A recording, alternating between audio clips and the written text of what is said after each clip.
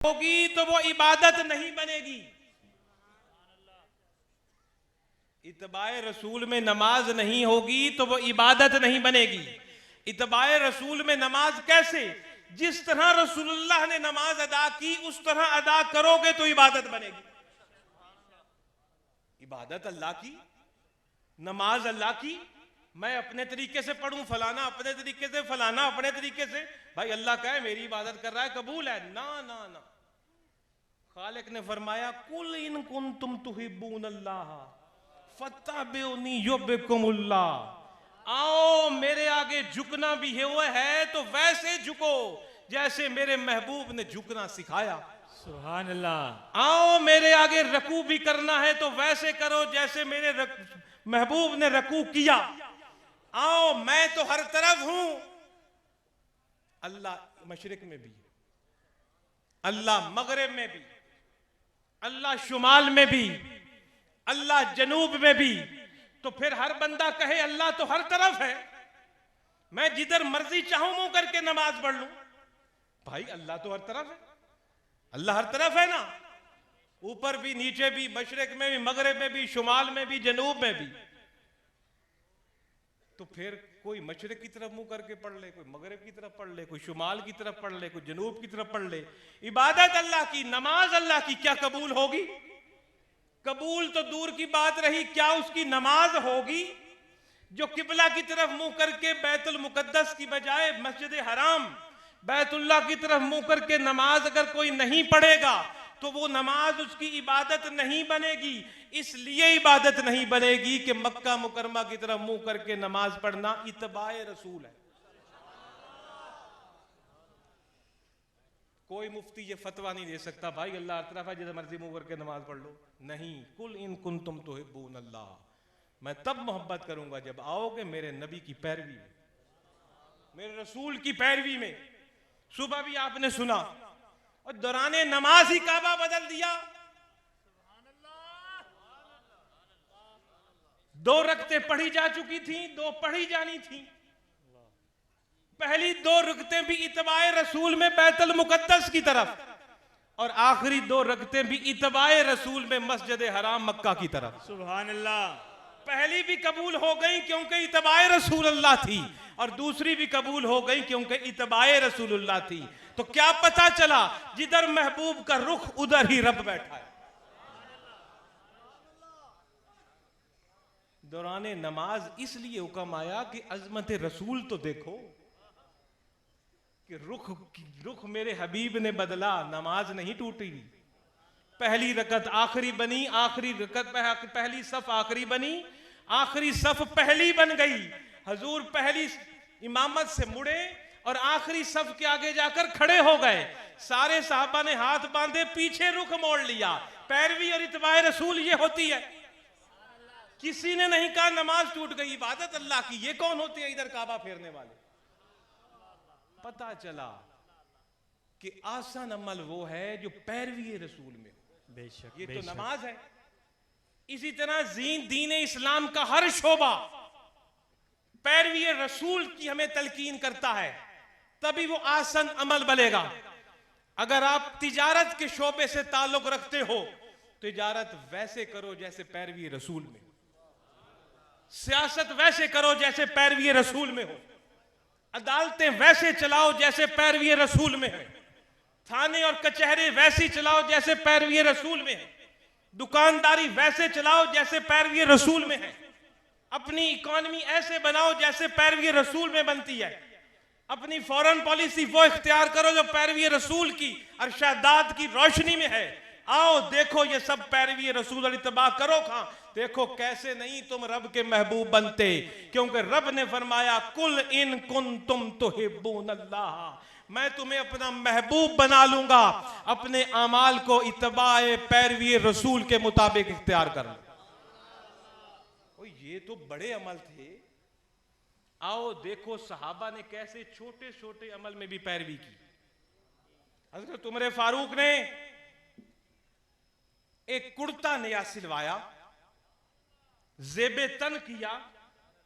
जब पहनकर बाहर आए तो अपने बेटे अब्दुल्ला ये अब्दुल्ला बिन उमर बयान फरमा रहे हैं। अपने बेटे अब्दुल्ला को कहा, बेटा कैंची लेकर आओ। कैंची लेकर आए और फरमाने लगे, ये बाजू यहां से काट दो, ये बाजू यहां से काट दो। और कहने लगे, इसको थोड़ा सा नीचे करके काटना, इसको थोड़ा सा ऊपर करके काटना। उन्होंने वैसे ही काट दिए। और उसके बाद अब्दुल्ला बिन उमर फरमाते हैं, मैंने फरमाया, अब्बा जान काटना ही था तो पहले बाजू सिलवाने नहीं थे, फिर अगर कटवाने ही थे तो कम से कम बराबर तो कटवा लेते। एक नीचे से कटा है, एक ऊपर से कटा, देखने में अच्छा नहीं लग रहा। हज़रत उमर फारूक ने फरमाया, बेटा अच्छा लगे ना लगे, एक दफा रसूलुल्लाह कुर्ता पहनकर मस्जिद में तशरीफ लाए थे और मैंने देखा था आपके कुर्ते के बाजू इसी तरह कटे हुए थे, एक ऊपर से एक नीचे से। मैंने कुर्ता नहीं पहना, मैंने तो अपने पीर की अदा अदा की। सुभान अल्लाह, अल्लाहु अकबर।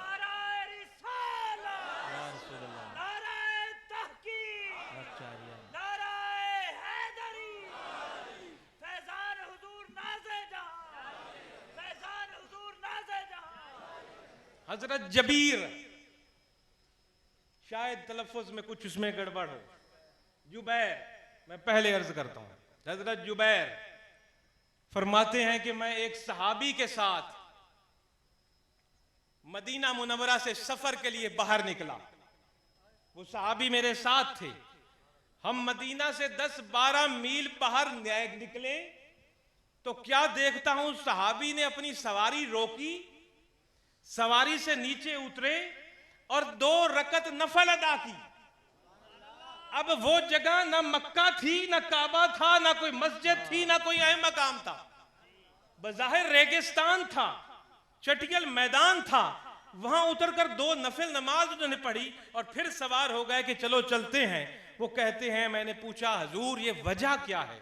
यहां ना तो कोई मस्जिद है, ना कोई इबादत का मकाम है, आप उतरे हैं, ना कोई यहां फर्ज नमाज का वक्त था, आप उतरे हैं, 2 रकत नफल पढ़ी और फिर सवारी पर सवार हो गए।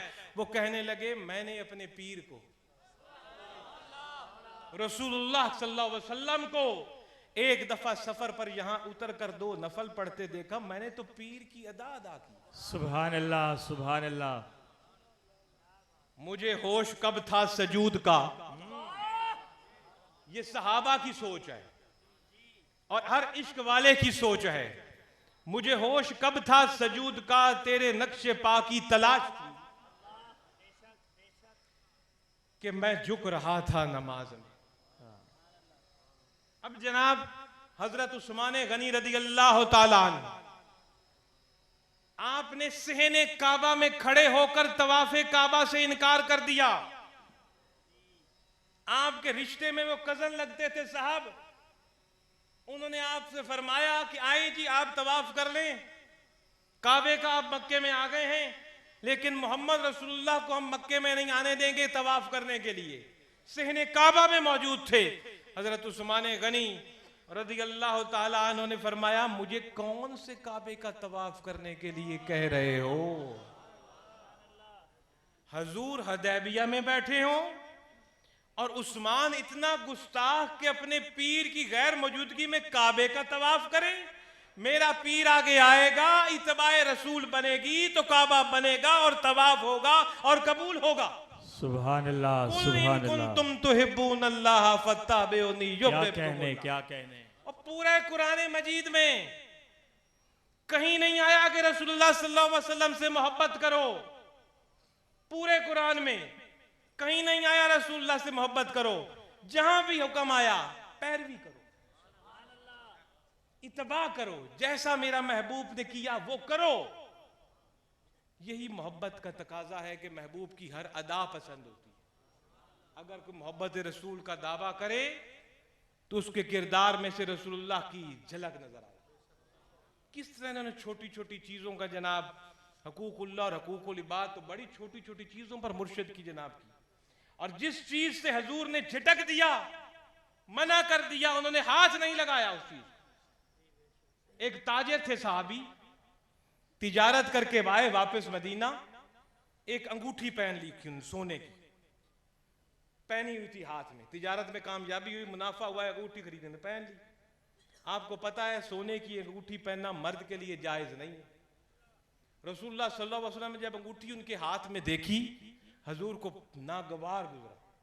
हजूर ने हाथ से अंगूठी उतार की, उसकी उंगली से जमीन पर फेंक दी और तशरीफ ले गए।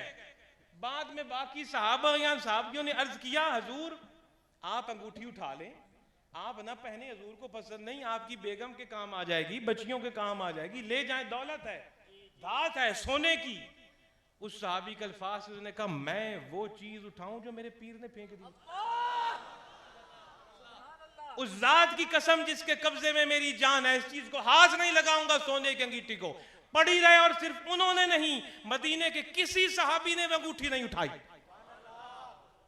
ये पीर को मानना होता है, ये इत्तबा होती है, ये पैरवी होती है।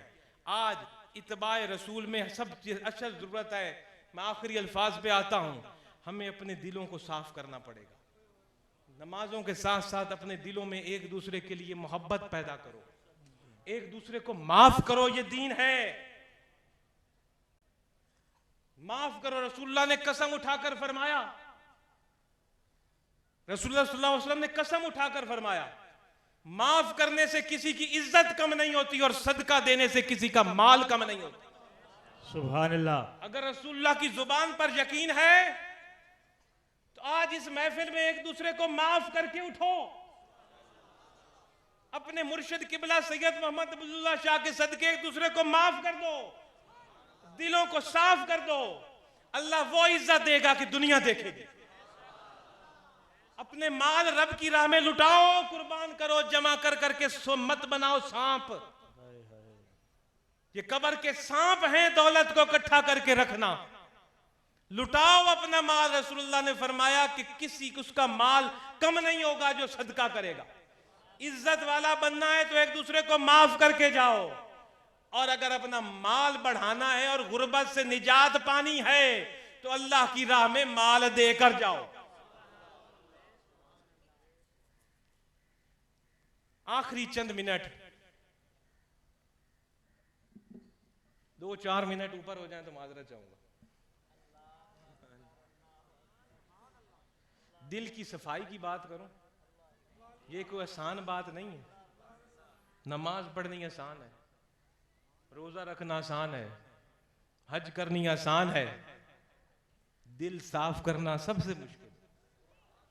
इसलिए दिल साफ करने वाले ही वली होते हैं। हाय हाय, क्या कहने। इसीलिए इज्जत भी दिल साफ करने वालों को मिलती है। जिसका दिल खुद साफ होता है वो हर किसी को प्यारा लगता है। जिसके दिल में लोगों की नफरत, बुग़्ज़ और कीना भरा हो वो किसी को अच्छा नहीं लगता। उसके डर से तारीफ हो जाएगी लेकिन पीठ पीछे उसी की होगी जिसका दिल साफ।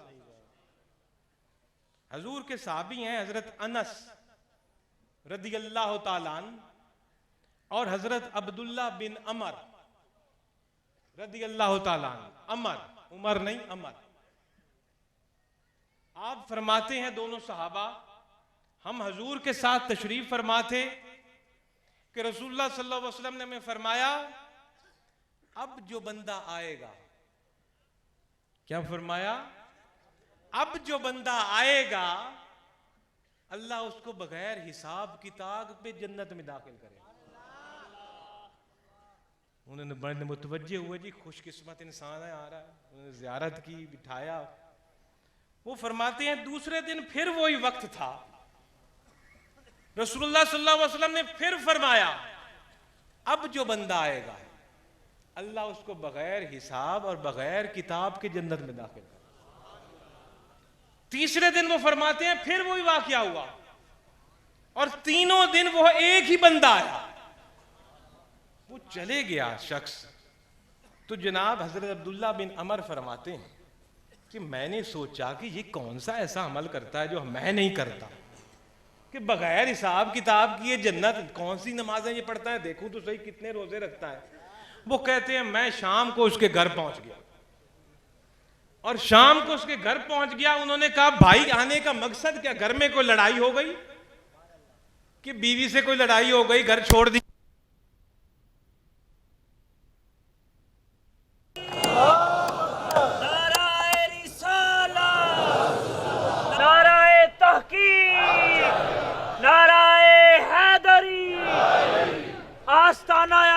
सैयद मोहम्मद अब्दुल्ला शाह कादरी, फैजान हुजूर नाज़े जहां, फैजान हुजूर नाज़े जहां, हिज़्बुर रहमान, हिज़्बुर रहमान।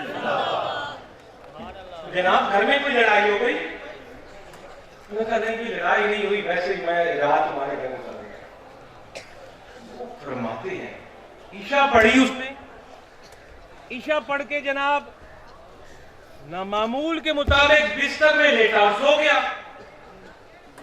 सुबह उठकर कोई नवाफिल नहीं दादा, उठे और फजर की नमाज पढ़ी जनाब और अल्लाह अल्लाह खैर सल्ला। उन्होंने कहा भाई दूसरे दिन भी रहूं, दूसरी रात भी रहे तो यही मामूल। आखिर तीसरे दिन उन्होंने कहा भाई इससे मैं पूछ ही ले। तो उनसे पूछने लगे भाई बात ये है, मैं घर से लड़बड़ के नहीं आया, तुम्हारे घर आकर रात बिताने का एक मुझे इश्तियाक ये हुआ कि रसूलुल्लाह ने ये फरमाया तुम्हारे बारे में कि अभी ये बंदा आएगा बगैर हिसाब के जन्नत में जाएगा, तो तुम आए और 3 दिन ऐसे ही हुआ। और तुम कौन सा ऐसा अमल करते हो, मैं तो कोई नहीं देखी थी भाई। तुमने ईशा पढ़ी और खुराटों में पूरी रात, सुबह उठकर ना कोई नवाफिल, ज्यादातर तहज्जुद के बाद उठ के फजर और बस अल्लाह अल्लाह खैर सल्ला।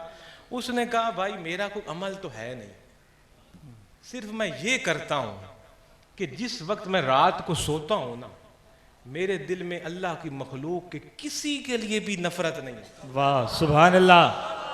मैं सबको माफ करके सोता हूं कि क्या पता सुबह का सूरज देखना नसीब हो के ना हो और मौत का वक्त आ जाए, सबको माफ करके सोता हूं, यही मेरा अमल है। इसीलिए तो इकबाल ने फरमाया दिल में खुदा का लाजिम होना है इकबाल,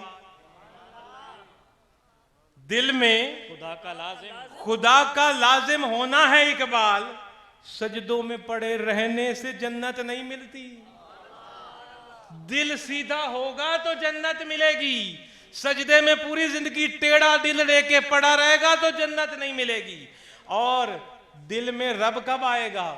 दिल में रब तब आएगा जब इस दिल से नफरत जाएगी, बुग़्ज़ जाएगा, दूसरे के लिए हसद के जज्बात जाएंगे, दूसरे के लिए नफरत के जज्बात आपके दिल से निकलेंगे, तो जनाब ये दिल साफ होगा तो इसमें अल्लाह आएगा। अल्लाह ने खुद फरमाया मेरे भाइयों आप सब तशरीफ लायो कि अच्छी संगत इख्तियार करो, वकूनु मअस सादिकीन, कि सच्चों की संगत इख्तियार करो। ये तेरे और मेरे खालिक का हुक्म है, मरते दम तक कूनो मअस सादिकीन पर कायम रहना, वरना तकवा भी जाता रहेगा। जिस तकवे के हम दावे करते हैं कि हमारे अंदर है जी नमाज कूनु मअस सादिकीन, सच्चे लोगों के साथ अपनी संगत को इख्तियार करो। वो ये सच्चे कौन है? वो ये सच्चे कौन है? यहां तो हर बंदा आपको सच्चा कहता है, 4 नमाजें पढ़ने वाला सच्चा, चंद रोजे रखने वाला सच्चा, जुब्बे और कुब्बे पहनने वाला सच्चा, मेहराब दिखाने वाला सच्चा, बड़े बड़े जनाब बड़े बड़ी शख्सियात, हर कोई अपने आप को सच्चा कहता है। सच्चे कौन है? सुन लो, सच्चों की 5 किस्में कुरान में ही हैं। सच्चों की 5 निशानियां कुरान में ही हमें नजर आती हैं। सच्चे की पहली निशानी वो होती है, माल बनाने वाला नहीं होता, माल लुटाने वाला होता। माल बनाने वाला नहीं होता, माल लुटाने वाला होता है। लोगों पर सलात को कायम रखने वाला होता है। अकीमुस सलात, सलात को कायम रखने वाला होता है। सलात किस तरह कायम होती है 2 लफ्जों में बता दूं। आप जो नमाज पढ़ते हो ना, उसके अंदर जो कुछ पढ़ते हो, अलहम्द से लेकर दरूद शरीफ तक, जो कुछ सलात में पढ़ते हो उस पर अमल कर लो। सलात से बाहर आकर यह सलात का कायम करना।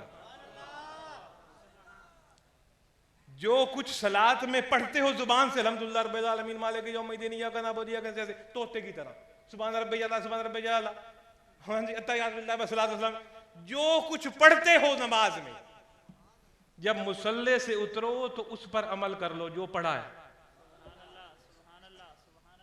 जो पढ़ा है उस पर अमल कर लो कि रब कौन है, मालिक यौमिद्दीन कौन है, इय्याका नअबुदु व नस्तईन कैसे है, इहदिनस सिरातल मुस्तकीम क्या है, इनाम याफ्ता लोग कौन हैं, उनका रास्ता क्या है, उन पर कैसे चलना है।